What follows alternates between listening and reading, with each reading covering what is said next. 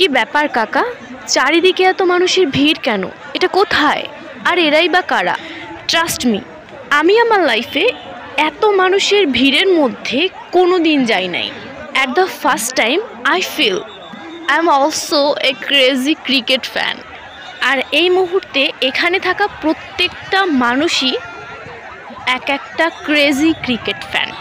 যদিও গতকাল আম্মু আমাকে ফোন করে বলেছিল যে 9 তারিখে ফরচুন বরিশালের টিম যাচ্ছে বরিশাল বেলস পার্কে, তুই খবরদার ওইখানে যাইস না, মানুষের পাড়ার তলে পড়বি।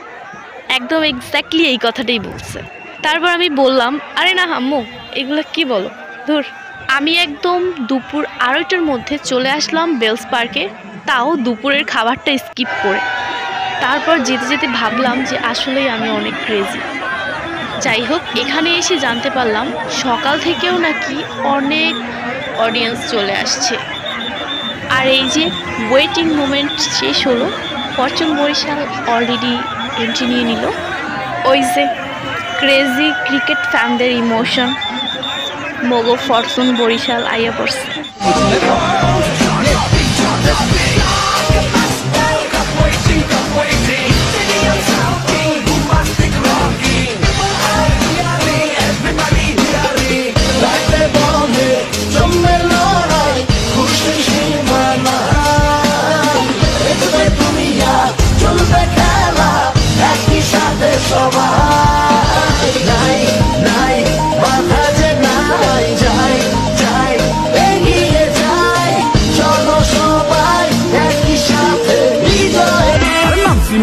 যেতে মোরা খবর দিহি নাই, খেলবি কেডা হিম্মত আছে মগো লাগে আয়, সেটা গেলে রক্ষা নাই, কইটা ভরা সাহস ভাই, সম্বল মগো ধান নদী খায়।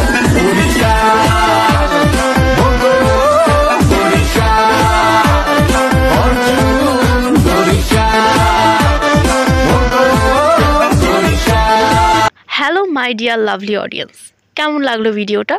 যদি আপনাদের ভালো লেগে থাকে তাহলে অবশ্যই কমেন্টের মাধ্যমে জানাবেন এবং একই সাথে চ্যানেলটাকেও সাবস্ক্রাইব করতে ভুলবেন না। ভিডিওটা এখানেই শেষ করছি। আল্লাহ হাফেজ, আসসালামু আলাইকুম।